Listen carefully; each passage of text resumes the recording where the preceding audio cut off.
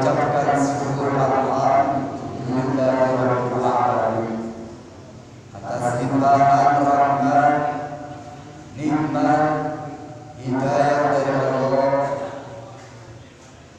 Setelah sekian lama tak berkumpul, alhamdulillah malam hari ini Allah pertemukan kita, Allah pertemukan kita dalam tempat yang mulia, dalam rangka Thalathul Habib Syaikhul Islam Sallallahu Alaihi Wasallam, yang mudah-mudahan kumpulnya malam hari ini insyaallah akan menjadi satu sebab abadi nanti. Allah akan kumpulkan kita bersama lagi menjadi satu keluarga besar yang Allah tempatkan dalam surganya yang terindah. Amin.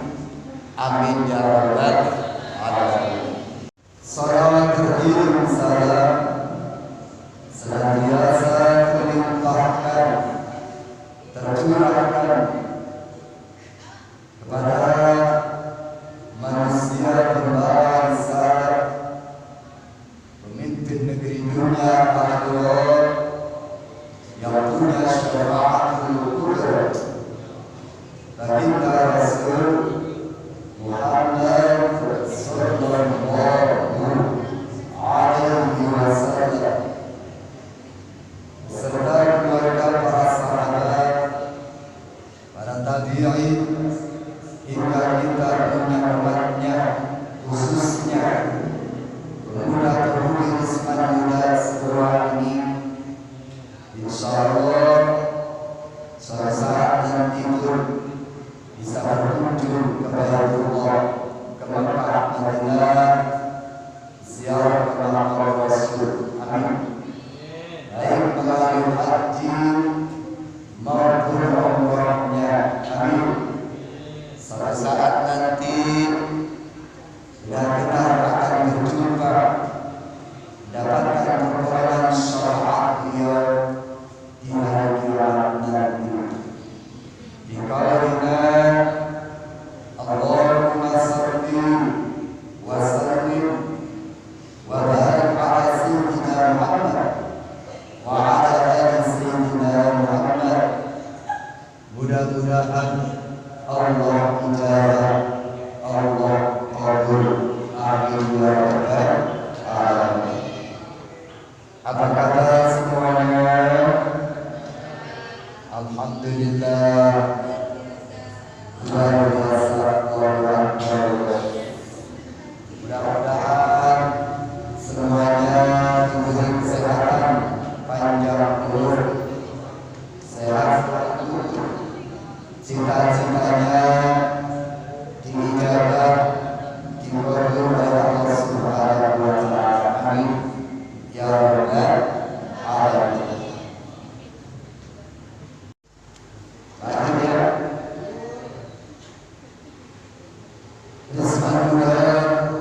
Yang mudah-mudahan senantiasa dirahmati Allah.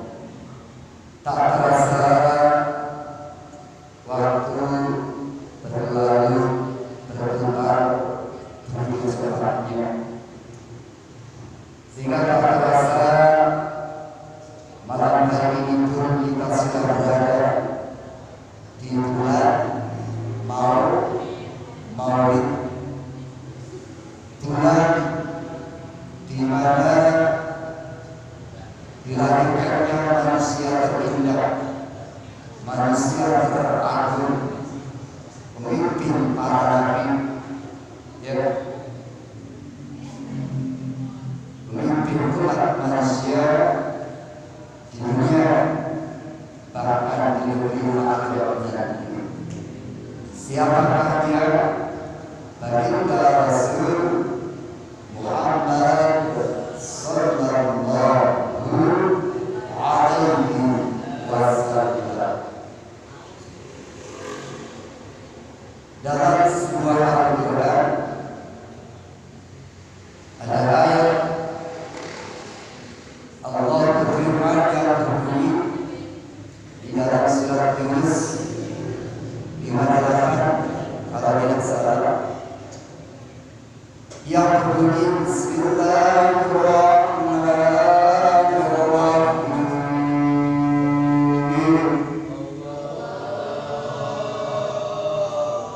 Qul bifadlillahi wa birahmatihi fabidzalika falyafrahu.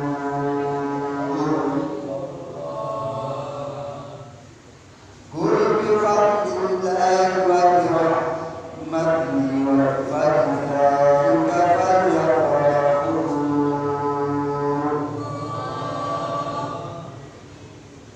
Qul bifadlillahi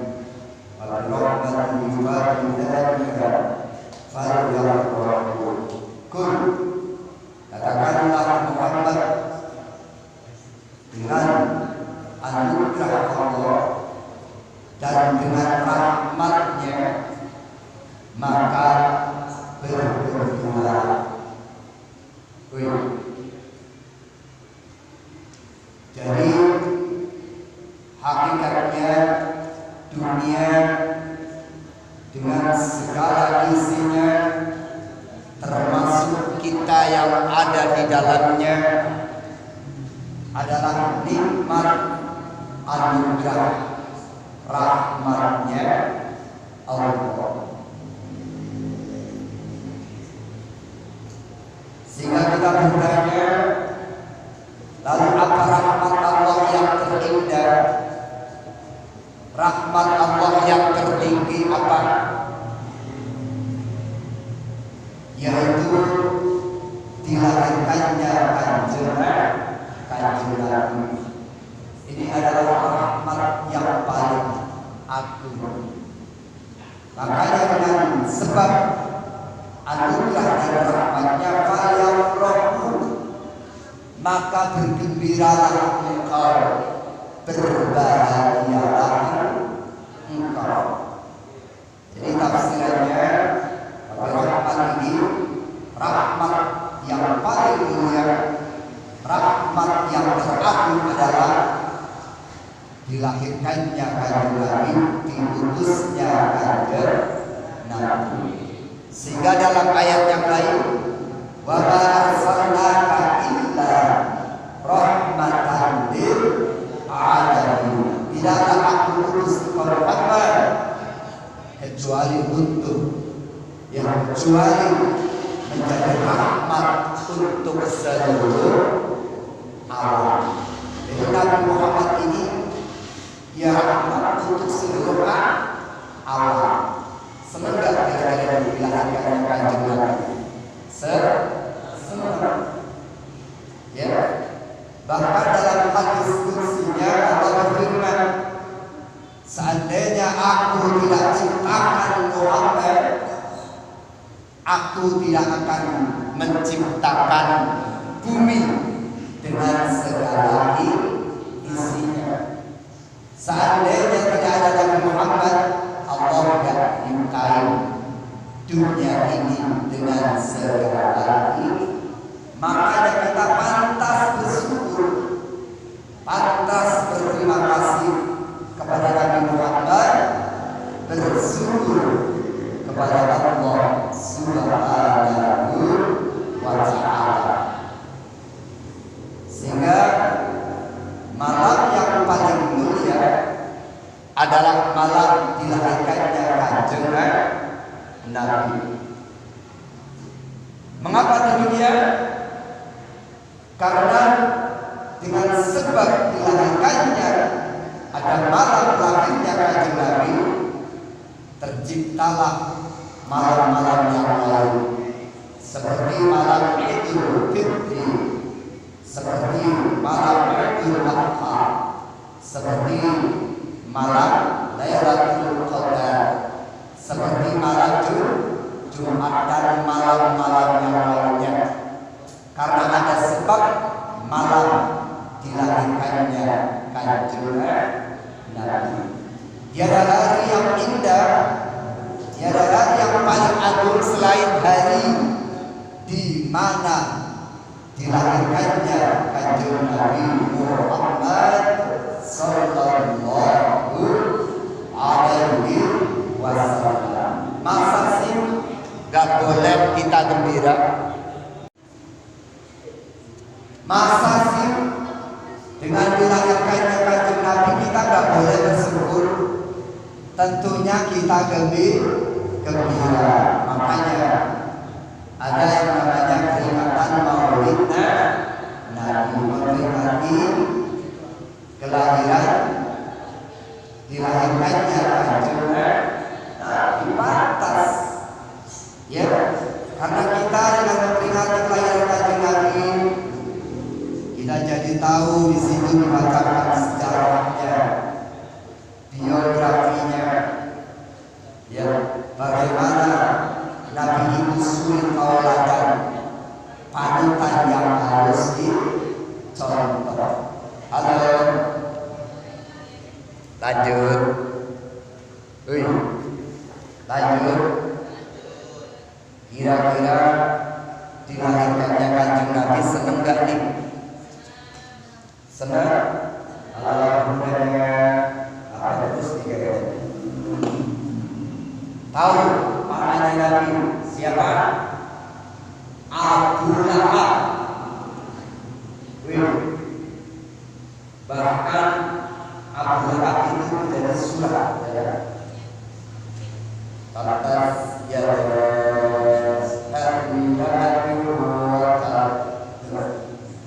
ya. Jadi salah satu paman Nabi yang bernama Abu Lahab. Jadi Abu Lahab ini sudah dinas oleh Allah, matinya tidak beriman, bahkan dinas menjadi penduduk neraka. Bayangkan. Tapi ketika setiap malam Senin atau hari Senin itu Abu Lahab diangkat dari nerakanya Allah. Bayangkan. Setiap hari Senin atau malam Senin Abu Lahab diangkat siksanya dari nerakanya Allah. Bayangkan. Padahal orang yang tidak beriman. Apa sebabnya, ada yang tahu? Kenapa Abu Lahab setiap hari Senin atau malam Senin siksanya diangkat oleh Allah, dari nerakanya diangkat setiap hari Senin atau malam Senin? Ada yang tahu? 100.000 nih yang tahu. Tapi kita dulu nih orang bawah sekarang.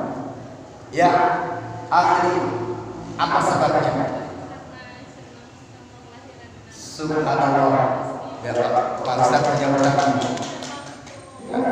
Jadi Abu Lahab pernah senang ketika dilahirkannya Kanjeng Nabi, sampai dia mengundang tetangga-tetangganya tuh untuk ngadain tasawuf pesta.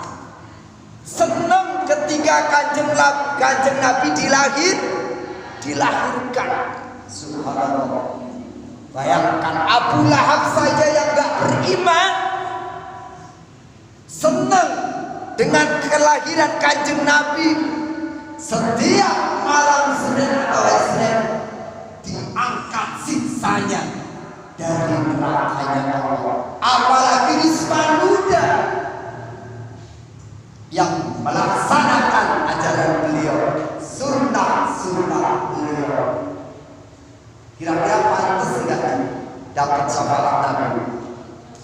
Mudah-mudahan dapat rahmat ridho ya. Yuk, apa pelajarannya? Abu Lahab saja yang tidak beriman ya masih dapat syafaat Nabi. Ya, gara-gara dia pernah senang dengan kelahiran Kanjeng Nabi, sehingga setiap hari Senin atau malam Senin diangkat siksanya dari nerakanya Allah Subhanahu wa ta'ala. Allahu Akbar. Subhanallah. Jadi ketika kita senang Kanjeng Nabi, Ngomong-ngomong masalah duit, punya kebenaran, punya kebenaran lagi. Umpamanya kita cinta kepada seorang kekasih kita, punya kekasih orang, jangan dulu kekasih, belajar dulu yang pasti. Ketika kita mengaku demen sama Kanjeng Nabi, ketika kita mengaku cinta kepada Nabi, minimal ada dua. Minimal ada dua. Yang pertama, berarti kita harus mencontoh beliau. Artinya kita laksanakan apa yang menjadi ajaran beliau. Ya, kita coba mencontoh akhlak beliau. Kita ikutin, kita punya idola. Ya, berarti kita biasanya terbawa dengan idola kita. Berarti kita harus mencontoh Kanjeng Nabi dalam apa? Dalam akhlak kepada Allah dan akhlak terhadap sesama. Bismillahirrahmanirrahim. Allah. Semangat apa? Semangat.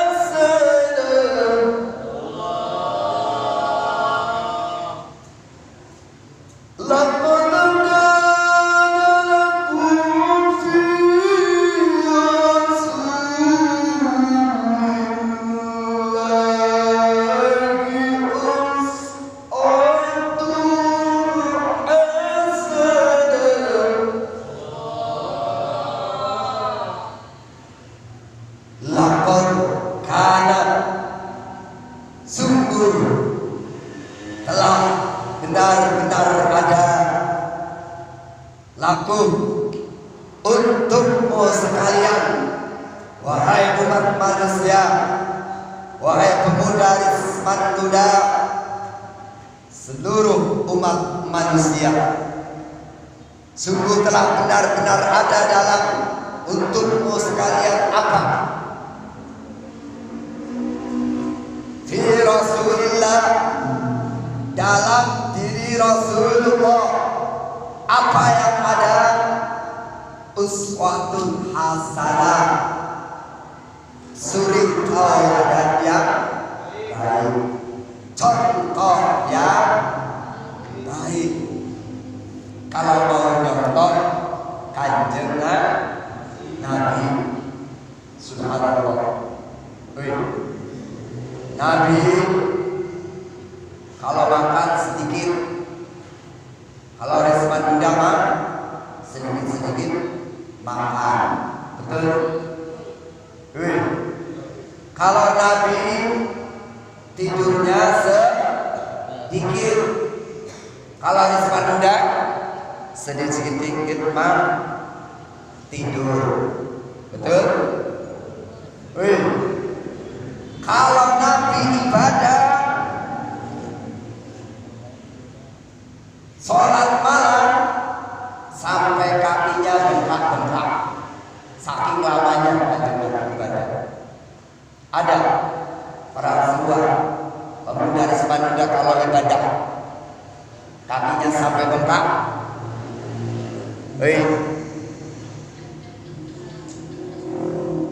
Siapa namanya? Sampai lupa ini kalau ibadah kakinya sampai bengkak. Enggak, tapi ada katanya orang semua yang ibadah kakinya bengkak. Habis kenapa? Asam urat sobatnya. Ya, asam urat jadi bengkak-bengkak. Ya, subhanallah. Nabi kalau istighfar bertaubat dalam Bukhari Muslim sehari tak kurang dari 100 kali taubat kepada Allah Subhanahu. Kira-kira dosa kita sehari berapa kali? Luar biasa, tak terhitung ya. Taubatnya subhanallah. Taubat Nabi kayak apa? Sudah dijamin surganya yang terindah. Dosanya maksud. Apa maksud? Diampuni. Tapi ketika beribadah luar biasa, ya, sampai kakinya berpatah, ya, surganya sudah dijamin, surga yang paling indah. Dosanya sudah diampuni, tapi luar biasa. Yuk, kita berusaha nyontoh. Ya, kakak bisa 100% saja, jauh ya, 50% lah. Kakak bisa 50 ya, 40, 30, 1% lah atau 0,. Yang penting berusaha. Sungguh telah ada untukmu sekalian dalam diri Rasul uswatun hasanah, suri tauladan yang baik. Jadi yang pertama ketika kita sudah berani menyatakan cinta sama kekasih kita, apa yang pertama kita harus tunduk patuh apa yang menjadi perintahnya. Betul? Umpama Risman muda punya seorang kekasih minta padahal nggak mampu. Jangankan yang mampu, yang nggak mampu pun pasti akan berusaha mampu, karena dia adalah belahan jiwa kita. Betul? Coba naik asli mana pasti ada ya? Coba naik asli minta apa sama Mas Ridwan umpamanya, ya, pasti akan dituruti. Ibaratnya begitu tuh, ya. Berarti kita harus tunduk patuh kepada apa yang diajarkan Nabi. Paham nggak maksudnya? Paham ya? Yang pertamanya. Yang kedua, ketika kita mengucapkan sayang atau cinta kepada kekasih kita, pasti yang kita sebut cuma namanya. Betul? Gak mungkin umpama si Nindi kekasihnya si Ahmad umpamanya, si Nindi umpamanya kekasihnya si Budi, pasti Budi selalu nyebut nama si Nindi, bukan nama Ahdi. Bahaya kalau yang disebut nama Ahdi, pasti si Nindi marah. Betul? Jadi ketika kita sayang, berani menyatakan cinta kepada kekasih kita, pasti kita akan selalu menyebut kekasih kita, bukan orang lain. Betul? Berarti kita harus sering menyebut nama beliau Nabi, alias kita harus sering membaca sholawat. Sholatullah Rasulillah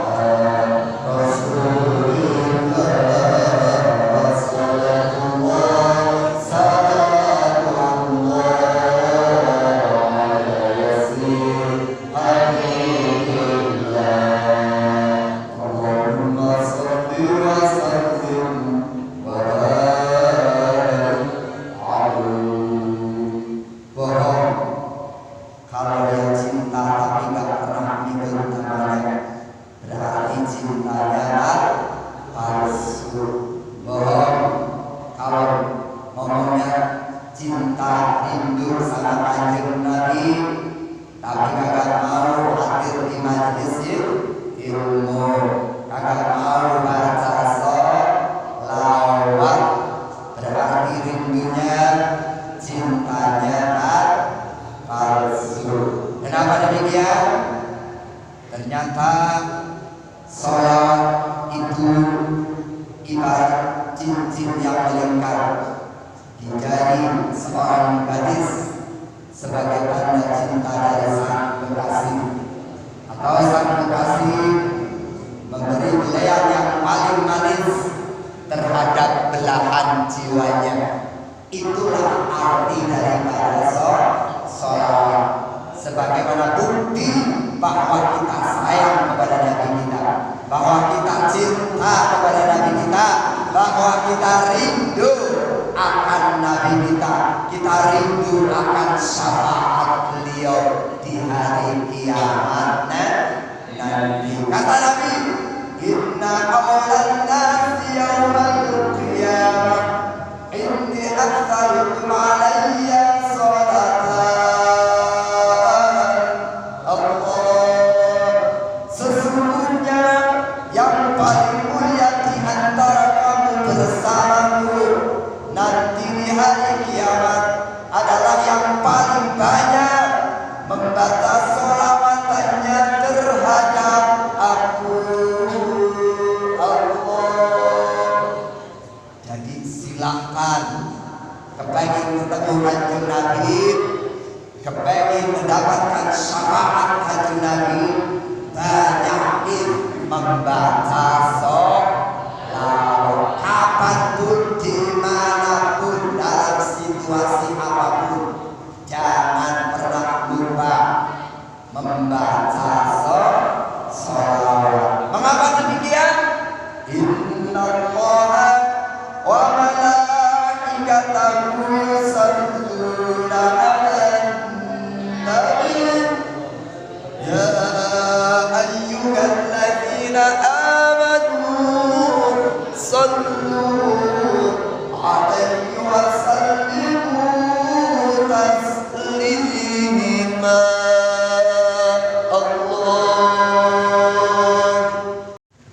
Sesungguhnya Allah beserta malaikatnya bersolawat kepada Nabi. Ya ayyuhalladzina amanu sallu 'alaihi wa sallimu taslima. Wahai orang-orang yang beriman, bersolawatlah kepada Nabi dengan benar-benar bersolawat. Allah tuh, Allah saja bersolawat, Allah saja dan malaikatnya bersolawat kepada Nabi. Lalu siapa kita gak mau solawat kepada Nabi? Bebas, solawatnya mau bareng-bareng boleh, mau sendirian boleh, malam-malam boleh, pagi-pagi boleh, mau adzan sholawatan boleh, setelah adzan sholawatan juga gak ada larangan.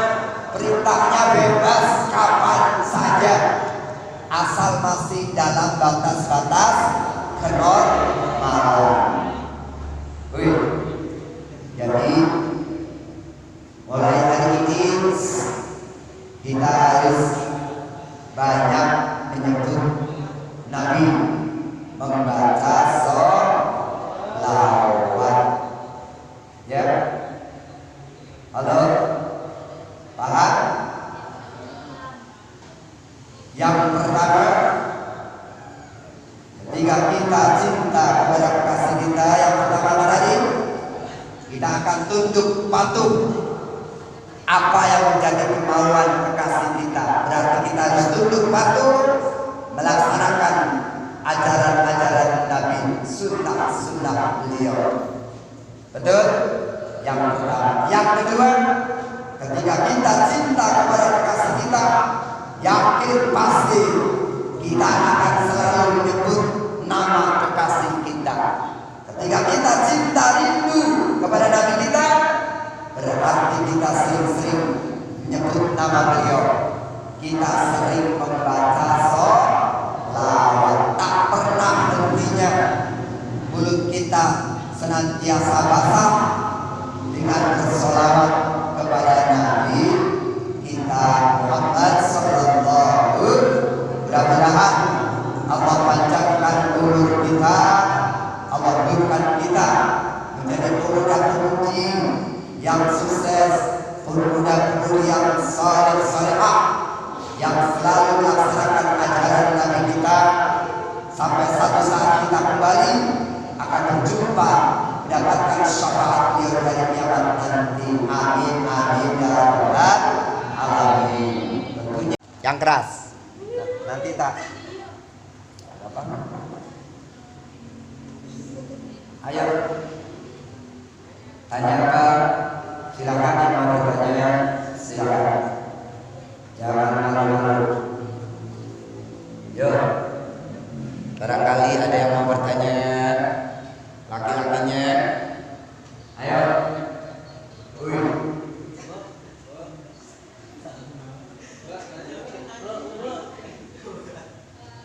Ayo.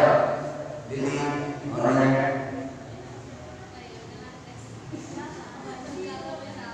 Ya.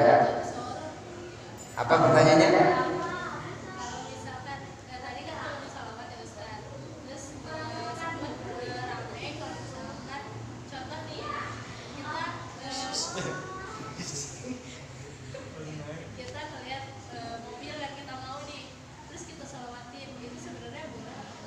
Maksudnya gimana maksudnya?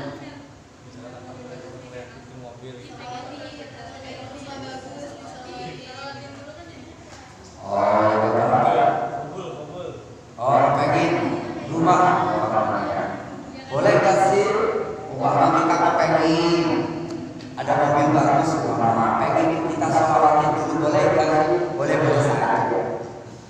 Bahkan diperbolehkan ada makalah kepengen hajatmu cepat dikabul, banyakin baca sholawat.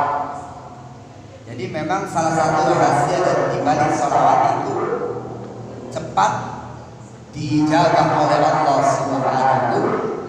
Bahkan dalam riwayat-riwayat yang sahih, ya, doa tanpa sholawat akan ditolak oleh Allah. Sholat tahiyat tanpa sholawat tidak sah. Khatib Jumat dalam khutbahnya tanpa membaca sholawat, maka khutbahnya batal, otomatis Jumatannya batal. Jadi sholawat boleh dibacakan untuk sesuatu yang baik, tidak ada larangan sama sekali. Termasuk kita punya keinginan, misalkan ingin sesuatu itu yang kelihatannya baik, rumah, mobil, kita banyakin sholawat ini, mudah-mudahan Allah ijabah, Allah kabul. Boleh, boleh. Ya, bahkan ya salah satu hajat kita cepat diijabah oleh Allah karena kita banyak membaca sholawat. Paham? Ya. Ada lagi? Silakan. Jadi baca sholawat ini, banyakin sholawat. Insya Allah akan mendapatkan syafaatnya. Ya, diikuti dengan menjalankan perintahnya, sunat-sunatnya, ya, meneruskan perjuangan beliau. Ini hakikatnya sedang meneruskan perjuangan beliau. Ya masa sih Abu Lahab saja yang gak beriman cuma gara-gara seneng ketika Kanjeng Nabi lahir dapat syafaat kan, setiap malam Senin, hari Senin diangkat dari siksa nerakanya. Apalagi pemuda Islam muda yang memperjuangkan agama